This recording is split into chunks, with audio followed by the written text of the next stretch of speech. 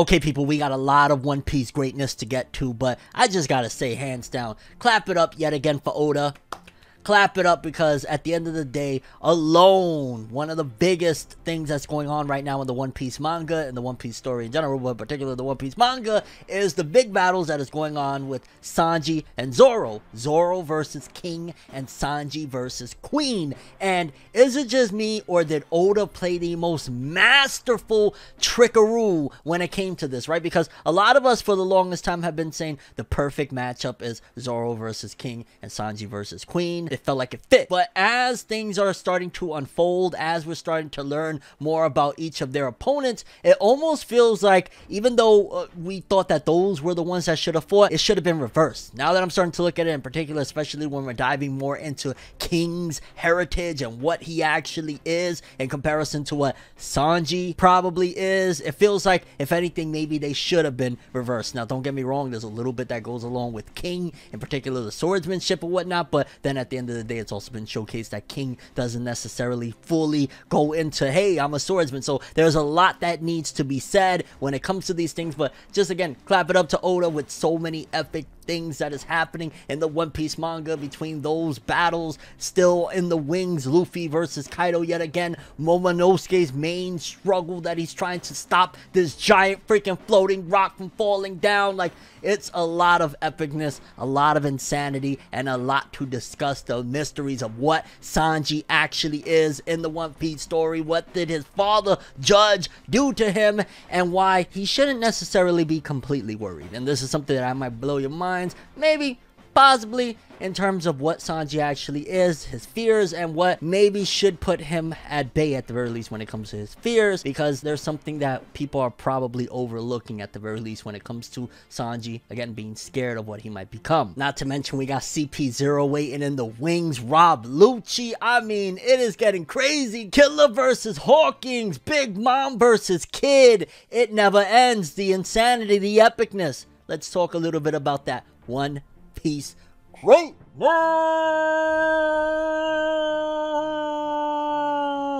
Oda, well played. No matter how you move, get it done. No matter how you move, get it done. No matter how you move, get it done. No matter how you move, get it done.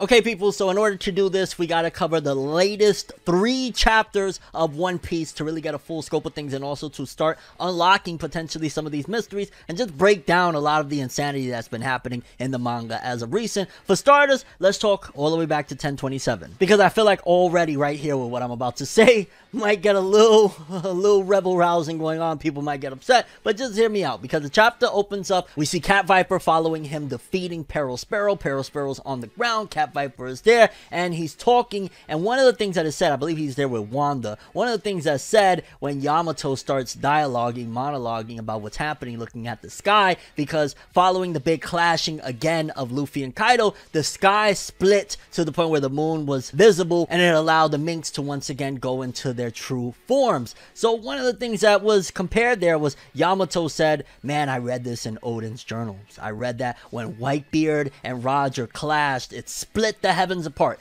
Now you gotta think, wait a minute. So, is it possibly hinting? Is it possibly saying something that I know a lot of people don't want to hear? And I don't even want to hear it, to be honest with you too, but you gotta throw in the conversation. Has Luffy reached somewhere in the ballpark of these godlike beings? Hear me out. Just because, again, if we're comparing that, well, for starters, right? So if Luffy and Kaido clashed and they were able to replicate what Whitebeard and Roger did, Kaido, there's no question that you could throw, like, hey, is he in the ballpark of Roger and Whitebeard? Yes, he's definitely in there. He's being named now as the strongest beast, the strongest creature in the One Piece world. So there's without no doubt that you could throw the argument of, well, is Kaido in that ballpark? He is, hands down. Now the question really lies in, well, is Luffy in that ballpark? To be honest with you, I still feel like no, but the fact that he's able to replicate something that Roger and Whitebeard did, and it's something that is classified as like this is an insane feat. You rip the freaking skies apart with this clashing, and it wasn't like Luffy got thrown back. Luffy clashed with Kaido to a point of replicating that. Again, you could throw the argument in that if that is the case, then how Luffy go from getting one-shotted by Kaido to now he's on somewhat of an equal footing. But nevertheless, that does throw in the argument of Luffy is somewhere headed towards the ballpark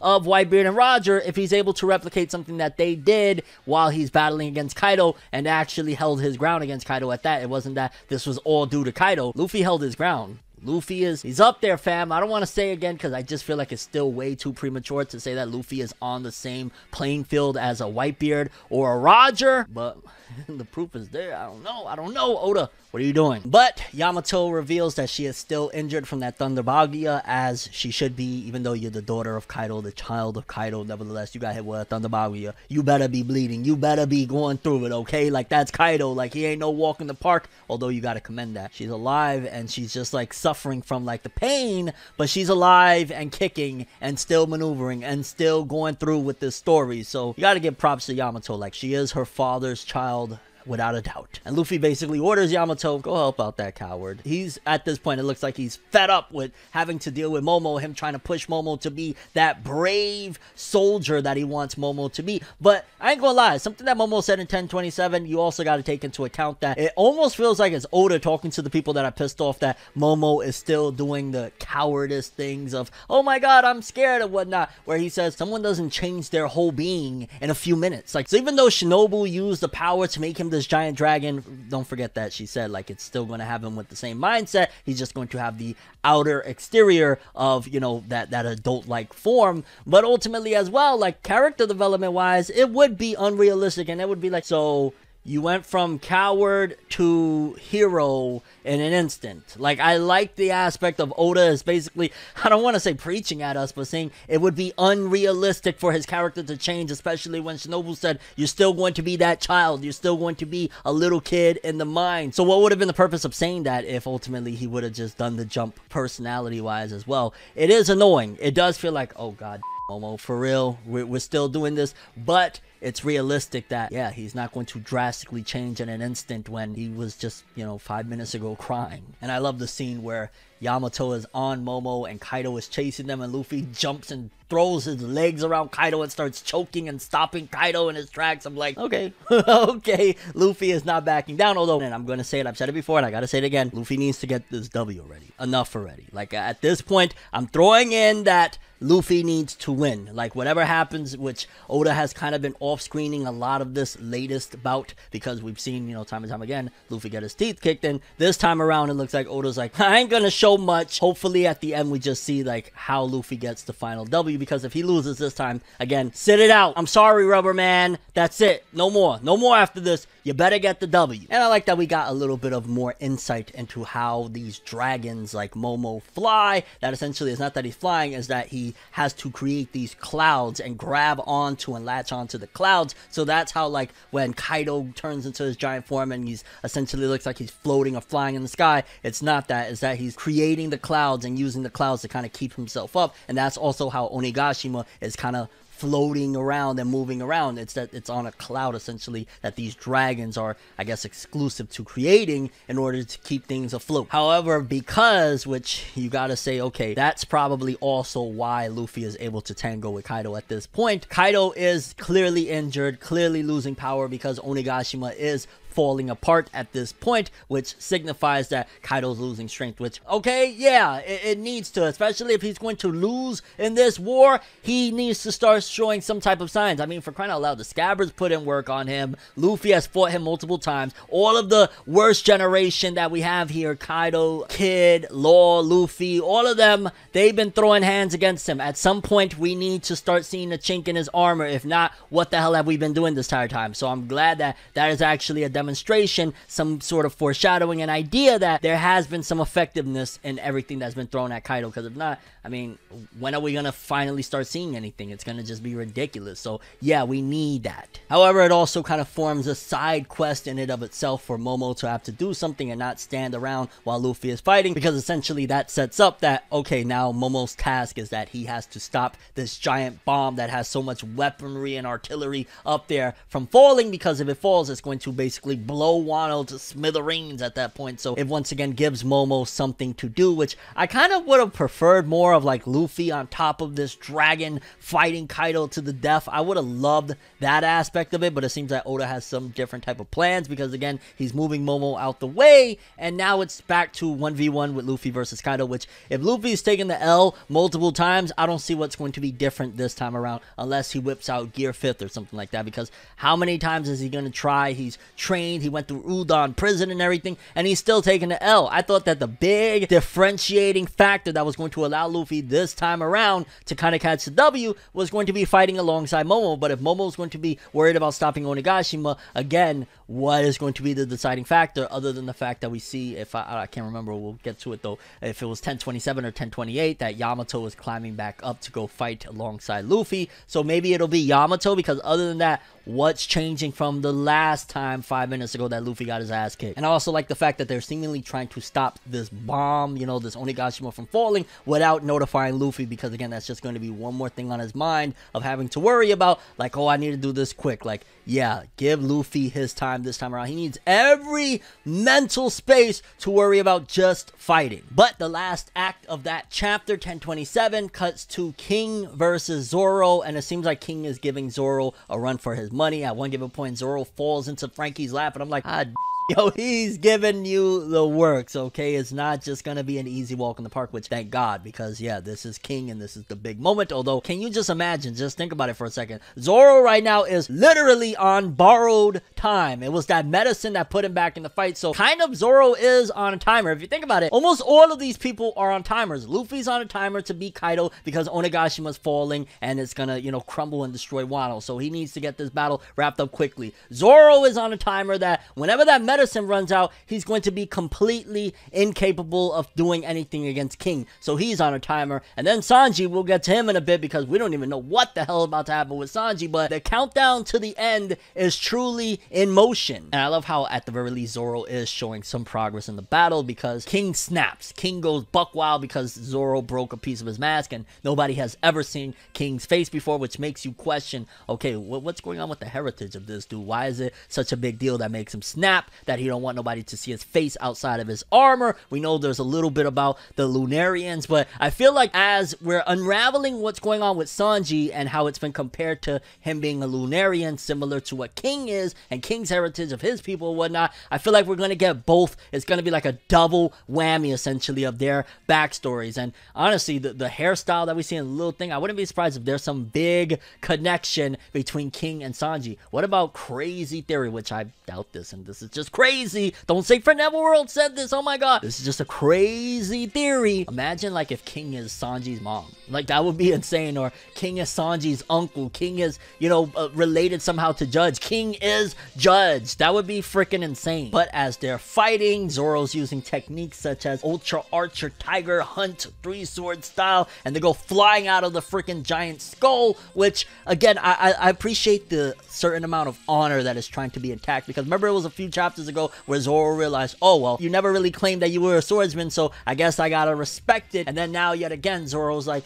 yo, at least let me die by the sword, fam. Have some decency. Like, what are you doing? To which King replies with, yo, have that same amount of respect for me, because he cracked his mask, which that's a big part of it. Like, yo, just kill me the way you're gonna kill me. So ultimately, that battle is starting to get a little bit more, it's peaking at the very least. And the way Wano is wrapping up and everything, I can expect that battle to probably end within the near future. I mean, we already knocked out Peril Sparrow. We knocked out Jack the Drought. In one of the latest chapters, we yet again wrapped up the Hawking stuff. Like, Wano is starting to close out. Like, this final act is here, and it's showcasing. And I wouldn't be surprised again, next 5 to 10 at the max, that Zoro is going to clean this dude's clock, which, don't get me wrong, 5 to 10 is a lot, especially the way One Piece takes a break so frequently. But yeah, this fight is going to end soon as well. However, then we cut to even more grandioso stuff, which I love the aspect of the world government, even though it does feel convenient that like they're just sitting back, but at the very least, it's being explained why they're sitting back and why they haven't charged in yet, because essentially they're like, let them implode, let them all implode, and then we'll step in, because 1028 opens gigantic,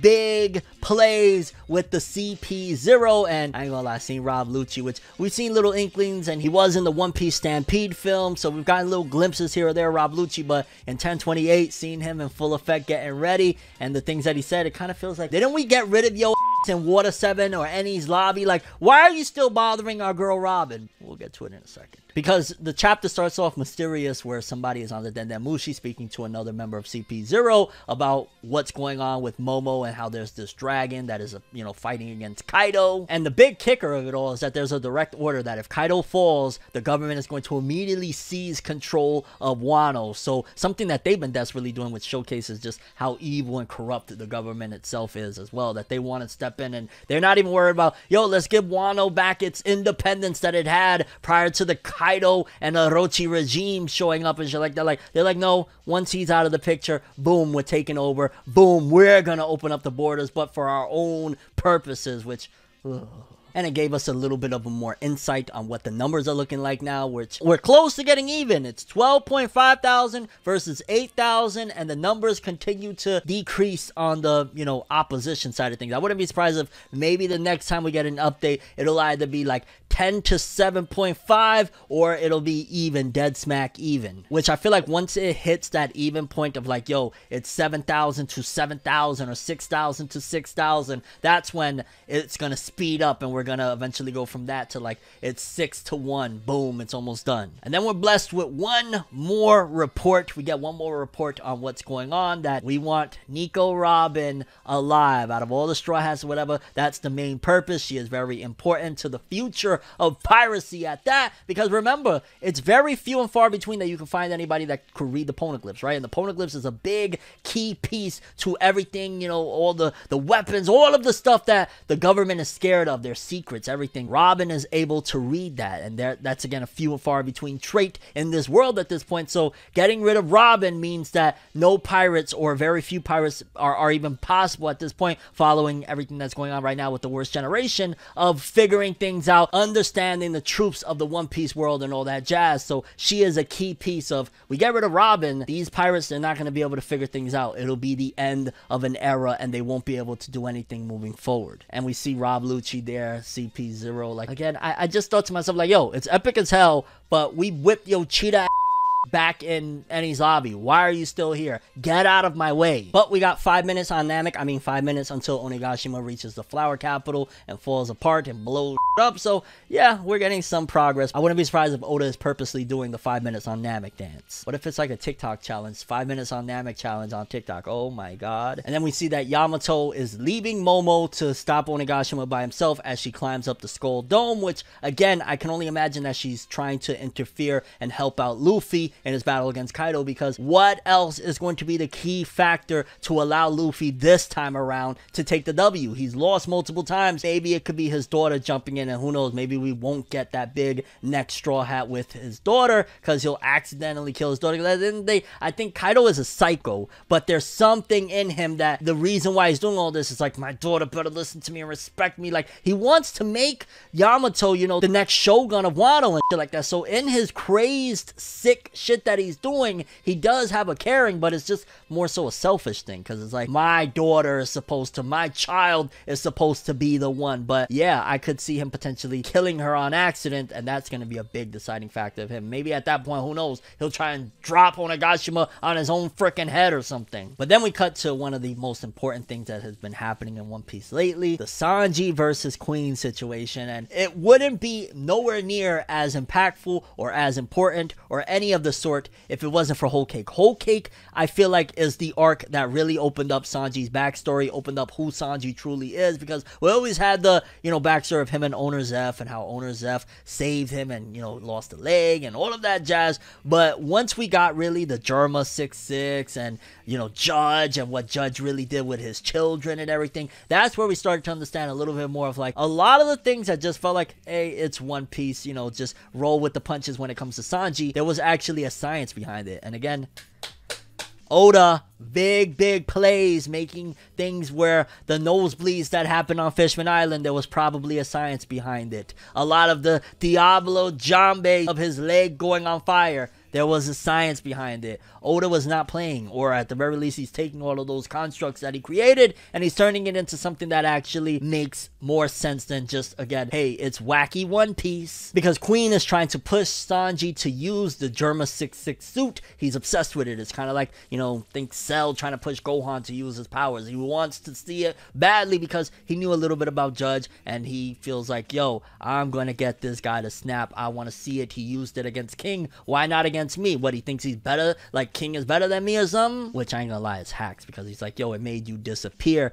And imagine if he's able to use even more powers than what he had with his Germa 66 suit by himself, Soba Mask ain't gonna have nothing on Sanji Mask, okay? Like, and it's clearly foreshadowing Sanji's new powers or whatever, which is going to be a massive catch-up because we've been saying for the longest time, especially since Wano, that Zoro has left Sanji in the dust, and I feel like this is Oda's answer to that, which has been very much so built up, and we needed a lot of things to get Sanji to a realistic point of activating this power to catch up to Zoro, where it's not just like, I baked the illest pie, fam, and now I'm on Zoro's level, I got pie, bro. Like, this is actually legitimate of a build-up of a power that is like, well, okay, you know, Whole Cake set a lot of this up. And again, I feel like it's going to go not only as an outward thing, but an inward thing of where, because Sanji continues to reject, like, stop referring to me as a part of those people, stop, I'm not, you know, don't tell me about Vinsmoke, nothing. I feel like in order for Sanji to truly conquer who he is, he's going to have to accept it. You got to take the good with the bad. You're a good person now, you're rocking with the Straw Hats, you are Straw Hat Sanji, but you also got to accept that you are Vinsmoke Sanji as well. That is a part of you. You cannot run away from it. However, they start clashing, coffee bean, grill shot, all sorts of stuff goes down, and Queen manages to start rapping and throttling Sanji using his dinosaur powers, and I'm like, oh boy. Like, at first I thought it was just gonna be like, you know how when a giant grabs a person and they just kind of start crackling bones a little bit? That's what I thought, but essentially Queen could have killed Sanji right there. If Sanji wasn't what he ultimately is starting to showcase, it would have been a wrap for Sanji, because we even get that panel where Sanji is all broken up and he looks like he's a pretzel and I'm like, this right here is iconic moment for Sanji throughout the entire series. Like,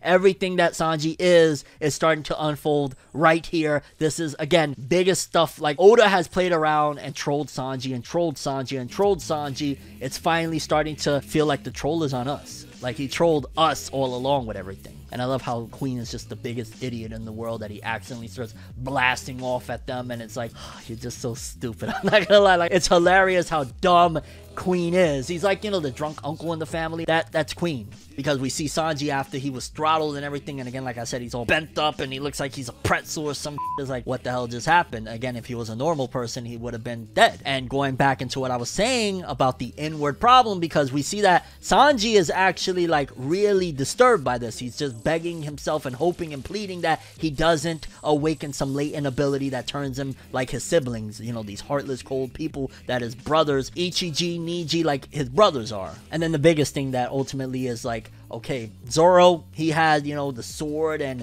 the hockey advancement. Luffy has had the hockey advancement. Sanji has something totally different, because when you are getting attacked and a sword slashing at your neck and the sword breaks, yeah, power up time, and it all makes sense and it all ties into his character, and this is how you do this. This is where it's done right in a major, major way. And he says, I don't want to be a monster like them, referring to his siblings, and Queen can't even believe it. He's like, what the hell? And 1028 ended off like, that was an iconic chapter in Sanji's history, who Sanji is as a character, and again, just pushes forth even more so of what Sanji might be. But I gotta throw in this right here. This is a big one right here. This is a big one. Sanji's insecurities and fears of becoming like his brothers is definitely valid, but he also has to remember some scenarios, some variables. For starters, they were cold-hearted pieces of crap very early on. So yes, it could be a latent ability type of thing, but then you gotta also add into that, while his sister is colder than the average, his sister isn't completely like the brothers, and in fact, the brothers kind of were pieces of to the sister as well. So there's a lot of possibility that maybe you're not going to be like your brothers. Again, you're gonna be worried regardless, because he hates what his father is, what his brothers are, and all that jazz. But ultimately, there's also big possibilities like, yo, your sister ain't really completely like that. On top of that, you already a grown-ass man. They started being cold-hearted at very young ages. There are some differences between you and your brothers. Like, yeah, at the same time, you also have your mind state of, you're a straw hat. You went through some shit. You have a brotherly bond with these people. So I feel like Sanji isn't giving himself enough credit, and there's a lot of self-doubt that, honestly, this is why Sanji is one of the best Straw Hats, in my opinion, because he deals with things from a real-world standpoint. These are the things that real people deal with, of insecurities, of hating stuff that happens with your family, you know, being the black sheep. Blackleg is the black sheep, the black bull, shout outs to Black Clover, of his own family. And then that brings us to 1029, where Queen is dumbfounded along with the rest of us on what the heck just happened with Sanji's body. What is going on? What is this dude made of? The fact that he is tanking a freaking sword to the neck. And I think along with the rest of us, we were questioning like, yo, could it possibly be Haki? Like, how are you able to break the damn sword that went to your neck? But like I said, I feel like definitely Oda is pushing forth that Sanji is going to be unique. While Zoro is getting Haki power-ups, Luffy's getting Haki power-ups, Sanji is something totally different. And I feel like it's not only, like I've said before, exterior type of power-up, but it's an inward thing as well. Like the fact of, if he can come to grips with, that's my family. I am unfortunately a Vinsmoke. I'm going to start a new era of Vinsmoke. Those people might be bags, but that don't mean I have to be. But I also gotta accept it is what it is and do the best that I can. And while he inward accepts it, ultimately he's going to have a massive power up. I mean, don't get me wrong, Oda could totally be trolling us right now. This could be the grandioso troll of them all of, no, it's actually Haki and Sanji's unaware of it. But no, it's more than likely Sanji is unique, and I rock with that heavy because Oda has done man's dirty for so freaking long that it's about time. Give him his just dues, give him something. And we see that Sanji is reorganizing his face because his face was flattened and everything. Like, this is big. That Germa 66 suit put on, you know, the Soba Mask thing, again, while it was funny, it amounted to something. It's almost as if Oda's pun with Sanji in general is the jokes were not really jokes. So while you think it's a joke, it's kind of like those people that they drop super knowledge and facts and they do it in the form of like trolling you or jokes, but in it, you know, the substance of it, or even like a really good comedian, there's something really deep to it that you can chew on. And that's Sanji. Nosebleeds. There was something to it, more of a meaning other than just he's a horny guy. Ha ha. No, he's something else, lad. And Queen quotes something that Judge said: I can get the human body an exoskeleton. I can give it abnormal regeneration, great physical strength, and most of all, a heart of ice, a la Victor Freeze. Hey, essentially everything that Sanji is demonstrating right now is the things that Judge said he could do. And I think the biggest thing of all, which it's not going to happen, Sanji's not going to turn into a jerk, but ultimately I feel like even if he gets some of these outward powers, I don't think it's going to change Sanji. I think personally it could possibly showcase that no, it's just that Sanji's siblings are the way they are because their father raised them that way, and it's kind of a nature versus nurture type of deal where they were nurtured to be. Sanji was nurtured. He had the love that his mother kind of demonstrated him to be like that person.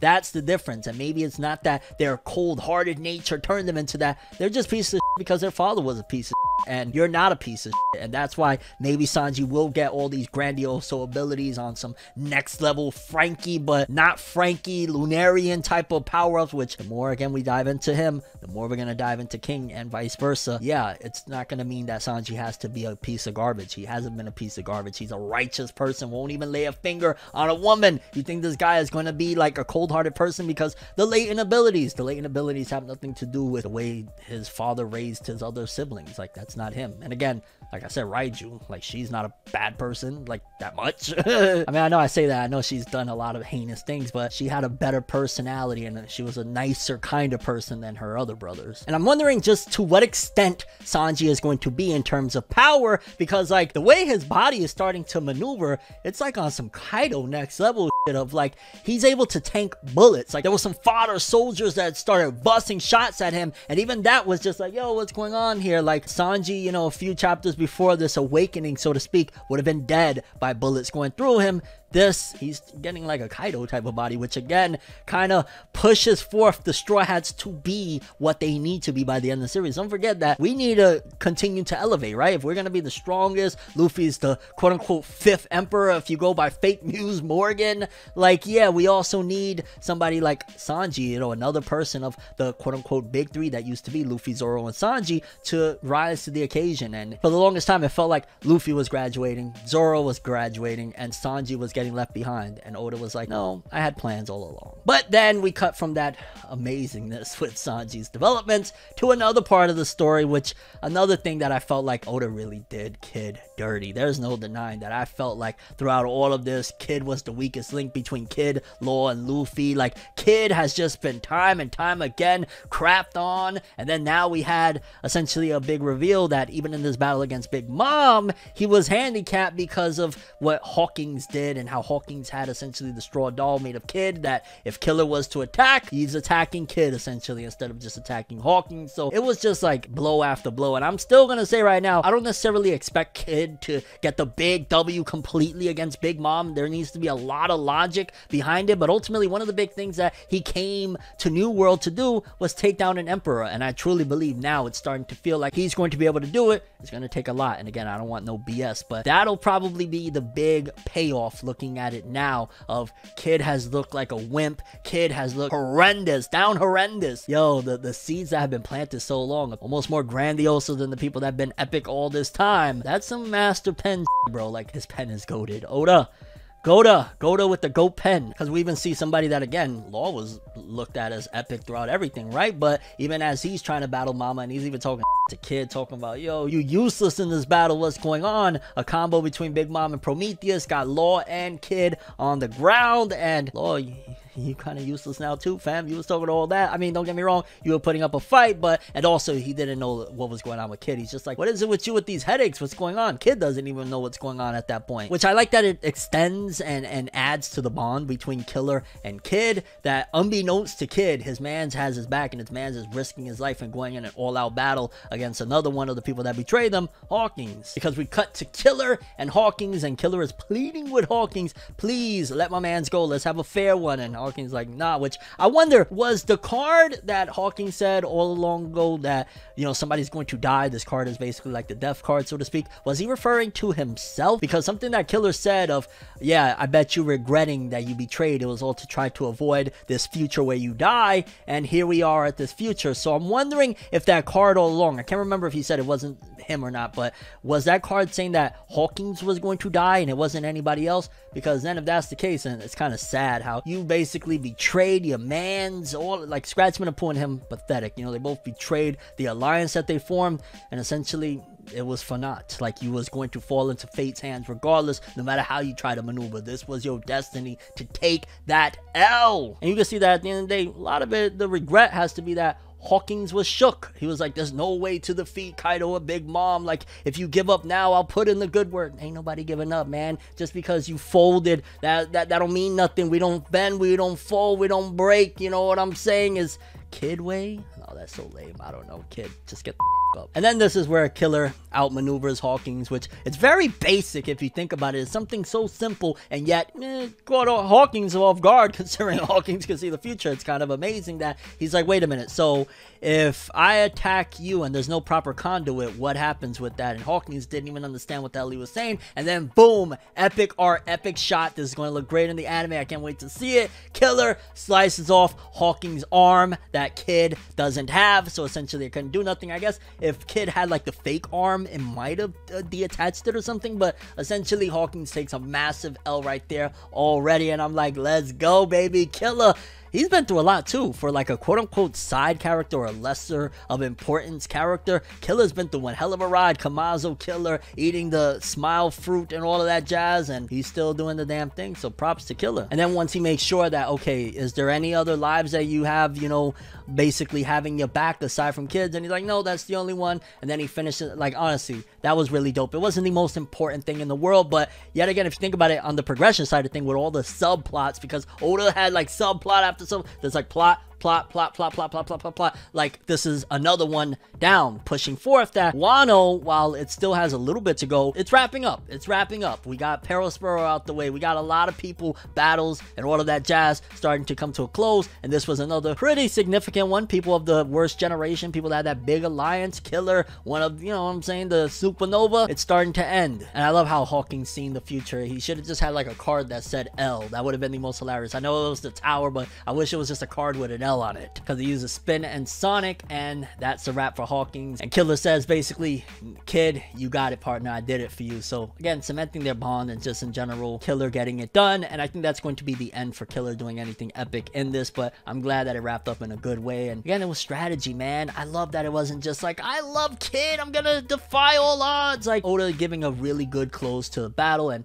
overall, just in general, One Piece lately has been insane. Sanji's body modifications, I'm curious what you guys think about all these big things. For starters, do you think that Sanji, everything that's happening to him is because of Judge's things, you know, Judge's modifications to the body? Do you think there's any big connections to the Lunarians such as King? And if so, do you think he could possibly be a relative? Do you think as we unlayer, because like now that it's like the armor is coming off, it's a big deal. It could very well be that King is just like, you know, a regular looking dude, or it could be that, who knows, there's maybe some crazy connection. Again, like my crazy theory, maybe that's Sanji's mom, Sanji's uncle, that's Judge himself under that damn armor. And your thoughts on just anything that's been going down lately with the battle of Zoro versus King, Sanji versus Queen? Do you think that maybe now it should be flipped in terms of like Sanji fighting the seemingly Lunarian? Your thoughts and expectations for the future of One Piece? What's going on here? It's crazy. It's that One Piece greatness. But that's all I have for this one. Thanks for watching. Hope you enjoyed. If you liked anything I had to say or enjoyed the video, drop me a like. I'd greatly appreciate it. And if you want more from me, make sure to subscribe. Follow me on Twitter, Instagram. Hit that bell to get all notifications. And if you want to follow any of my other social media, links are in the description below. I'm from Neverworld, and as always, people, have an awesome day. And remember the golden rule: anime and manga for life, boy. Have an awesome day. Peace in, and it's getting crazy, fam. Wano is really wrapping up. Like, it's crazy. Think about it. It feels small. Killer versus Hawkins, but that wrapped up as well. Another one. Peril Sparrow, another one. Jack the Drought, another one. We're heading out.